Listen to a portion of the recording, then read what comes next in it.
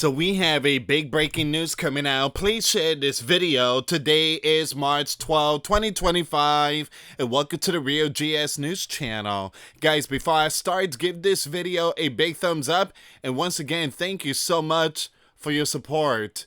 Guys, we have a big red alert. Vladimir puts on army camo. Alright, so this is a big signal. He wasn't dressed like this before. Is this his answer to the ceasefire proposal? You guys know who dressed up like that? Zelensky. He dressed up with the green color, hunter green. Something is definitely going on here. Something is definitely going on here.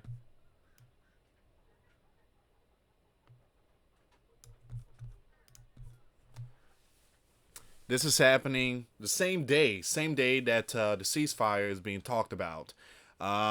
So we have a lot more information. Let me show you some of this stuff here. So Vladimir ordered his army to fully liberate the Kursk region after days of pushing back Ukrainian troops that have held territory there since August. Alright, so we do have a lot more information here.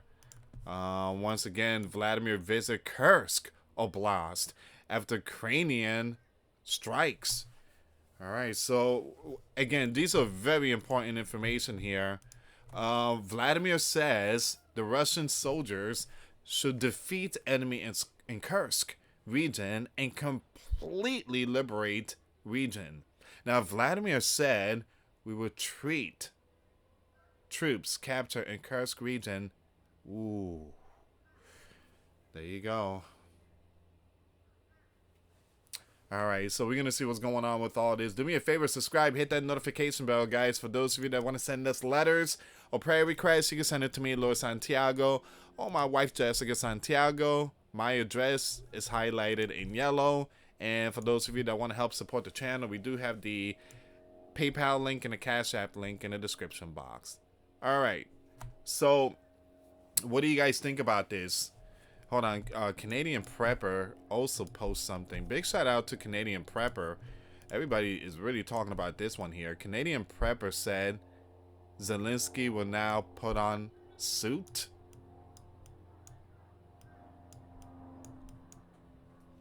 I don't know, guys. What do you think about this? Give me a second here. Why do leader wear green color? Let me see.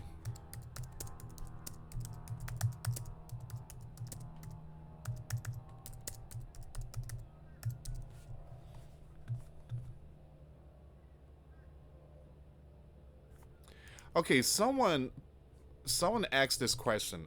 Again, I wanna see what's going on here. Why does Zelensky always wear green clothes? Someone responded, BA in economics, Manchester, blah blah blah blah. It's not something which has been clarified, but to me, the message is clear. Zelensky hasn't always worn green prior to his propulsion. In the limelight, he was typically seen going about his duties as any other head of state would do. This is one of many pictures of Zelensky performing his presidential duties. Now, the reason why I do believe is because of war.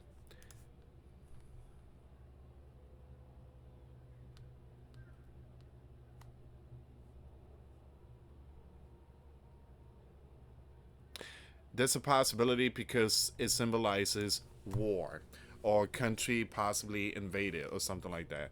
Now, I remember Zelensky used to dress in suits, but ever since his country was invaded, all of a sudden he's wearing green. All right, so we are seeing Vladimir. He's wearing green.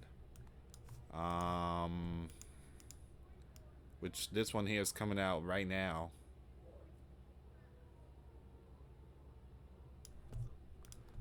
Alright, so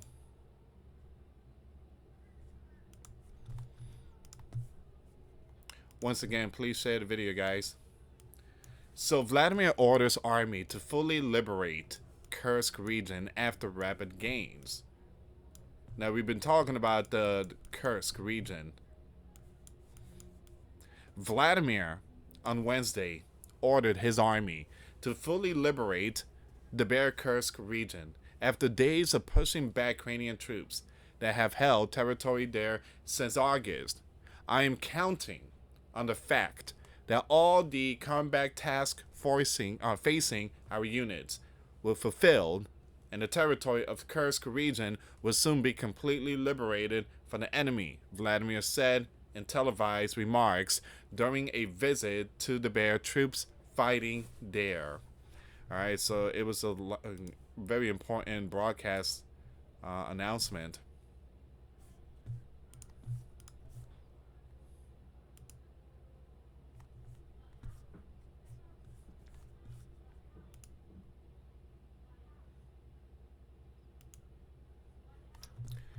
Now, we do have this one here. All right, this is all the same stuff. All right, so Vladimir visited Kursk Oblast for the first time since Ukrainian forces launched a significant incursion in August 2024. The strike targeted energy facility and infrastructure, causing damage and power outages. Now, his visit comes as the Bears strengthened defense along the border.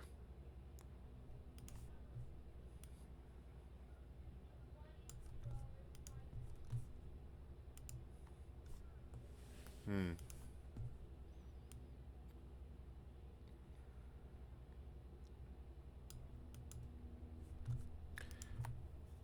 That's him with the green on. We still waiting for that ceasefire. We haven't heard anything if the bear has agreed to the ceasefire. But one thing I tell you, Vladimir wearing green, that's something that people need to kind of pay attention to.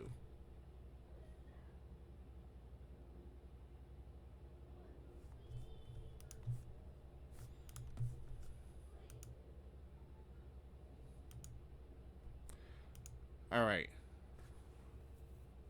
So I have some more breaking news I want to bring to you guys, and it's basically Donald is sending a message to Vladimir. And for some reason, again, it seems like this ceasefire thing probably not gonna work. Give me a second here. You got Vladimir wearing green, and now all of a sudden, Donald is sending a message. Whoops. There we go. So Donald threatened Vladimir with devastating punishment. Whoa! If he fails to accept Ukraine's ceasefire deal. Wow. Okay, so let's see what's going on here.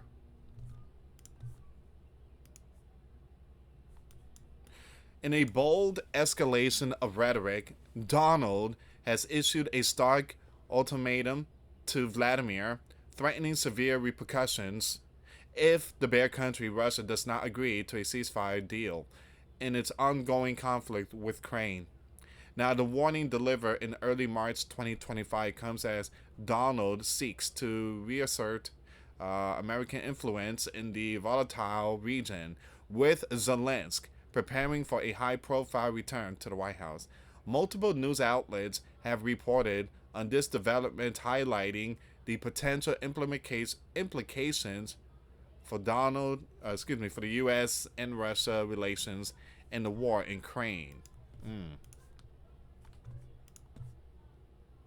According to Reuters, Donald stated on March the 7th, 2025, that he is strongly considering imposing sanctions, including measures targeting the bear banking sector, as well as tariffs, until a ceasefire and peace agreement is reached. Now, this marks a shift from his previous administration approach, blending economic pressure with direct warnings. Reuters noted that Donald's comments reflect a broader strategy to force the bare hand, leveraging America's economic might to influence the battlefield dynamics in Ukraine.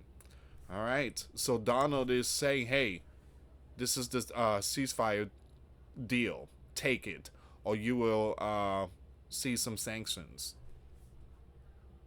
The problem is you cannot force them if they don't like it. It just, I mean, for again, it might be a big steal for Crane, but it might be nothing for the bear, and it just, you know, again, we're just gonna have to wait and see what the bear says. But it's taken a while. It's taken a while, and that means that there's some stuff in there that they possibly don't like. So, Washington Post reported that Donald described the potential consequences for the bear as devastating, suggesting a willingness to go beyond traditional sanctions. Now, sources familiar with the administration thinking indicated that military support for Ukraine could be significantly expanded if Vladimir rejects the ceasefire proposal. Now, the Post emphasized that Donald language echoes his deal, making personal, framing the ultimatum as an offer Vladimir can't refuse. Though analysts remain skeptical about its immediate impact given Russia's entrenched position in eastern Ukraine. Now, you have the news added context to the timing of Donald's threat, pointing out that Zelensky's impending White House visit on March 14, 2025 has heightened the stakes. The network quoted administration officials saying Donald aims to present a united front, with Crane signaling to Vladimir that prolonged resistance will come at a steep cost. Now, once again, you have the news also highlighted division within Donald's inner circle, with some advisors pushing for a harder line while others caution against provoking Moscow unnecessarily. The New York Times offered a deeper dive into the geopolitical ramification, noting that Donald's threat has elicited mixed reaction globally. European allies, worrying of further escalation, have urged caution, while NATO officials privately welcome the pressure on Russia. The Times cited Kremlin spokesperson Dmitry dismissing Donald remarks as empty posturing, with Vladimir viewing the ultimatum as a bluff unlikely to alter the bare Russian military calculus in Ukraine. Now, posts found on X reflect a polarized public statement. Some users mock the idea of Vladimir capitulating, with one writing that he's laughing at Donald. He's laughing at the Donald, while others speculate about the nature of the devastating punishment ranging from crippling financial sanctions to convert military operation. However, these social media takes remain speculative and inconclusive without official confirmation. Analysts interviewed by the news suggested that Donald's strategy hinges on economic leverage rather than direct military confrontation. Once again, the bare economy, already strained by years of sanctions and war cost, could face a breaking point if the U.S. Rallies international support for a new wave of penalties. Once again, the news reported that Donald has privately told aides he believes Vladimir will fold. Under sustained pressure, though experts warn that such an outcome is far from guaranteed, given that the bear resilience and alliances with countries like the Red Dragon. The Guardian provided a critical perspective, questioning whether Donald's threat is more performative than substantive. All right, we're almost done with this one here. And then I'm going to take it back to X and see if there's any updates of Vladimir. So it's pointed to his past reluctance to fully commit to Crane's defense during his first term, suggesting that this latest move might be an attempt to project strength domestically ahead of midterm election. The Guardian also noted Zelensky cautions optimism, with the Ukrainian leader reportedly preparing to press Donald for concrete commitments during their upcoming meeting. All right, so once again, Donald is really sending a strong message to Vladimir that devastating punishment will come if he fails to accept Crane's ceasefire deal. What do you guys think about that? Leave comments down below. All right, give me a second here. Let me go back and refresh the page really quick here.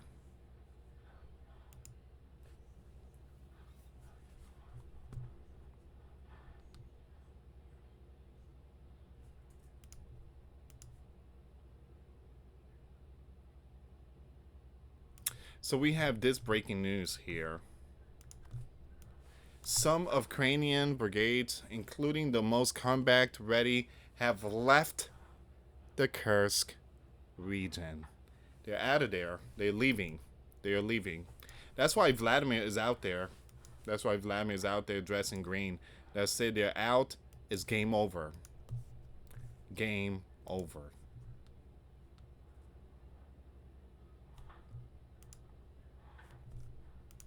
You have this one here. This is RT. They're putting out this information. Once again, that's Vladimir in green. Seems like it's camouflage uniform.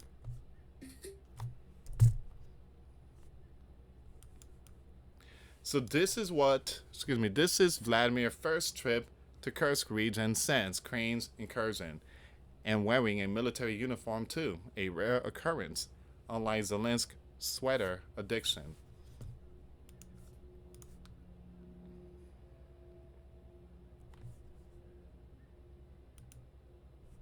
Hold on, wait a minute. This I want to play this one here.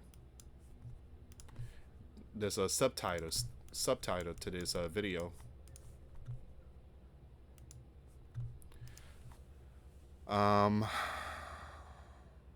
Comrade, Commander-in-Chief, the North Group is continuing to destroy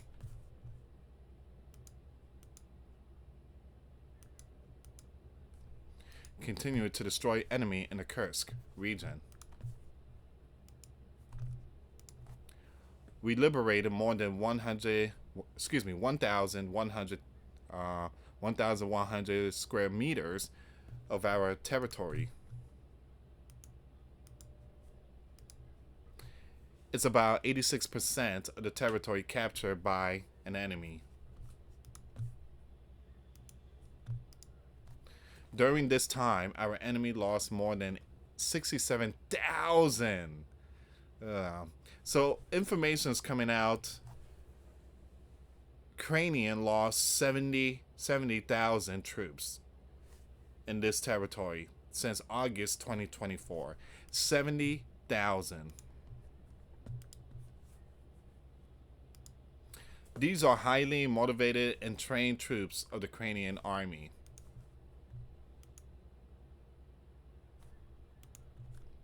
Alright, so that's where we at. Give me a second. Let me go back on X.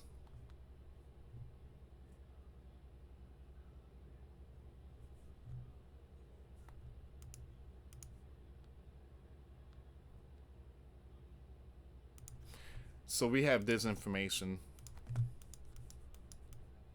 So Vladimir spoke out about the situation in the Kursk region. Vladimir has made a sharp statement regarding the situation in the Kursk region. He called the Ukrainian military, he called them the T word, the terror, you guys know the rest. All people who are on the territory of the Kursk region who commit lawlessness against civilians here, who oppose our armed forces, law enforcement agency, and special services in accordance with the laws of the Bear Federation and are terror, you know what Vladimir said. In addition, Vladimir drew attention to the legal status of foreign citizens involved in the conflict. He reminded that such persons cannot count on the protection of international agreement. At the same time, I would also like to recall that foreign mercenaries are not covered by the 1949 Geneva Convention on the treatment of prisoners of war, the Bear leader concluded.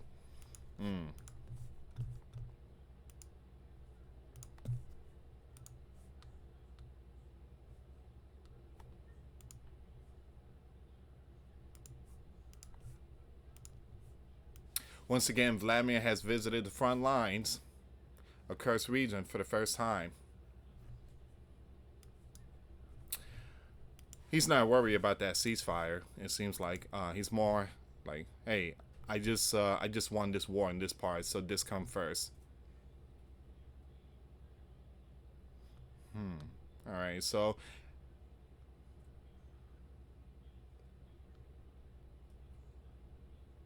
it seems like this is all the information so far, guys. So it's game over. You have Ukrainian troops is gone. Kursk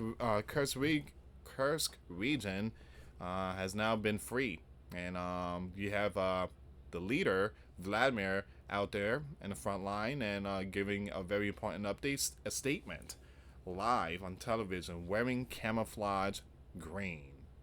All right, so leave comments down below, guys. I will keep you updated when it comes to this nation against nation and kingdom against kingdom.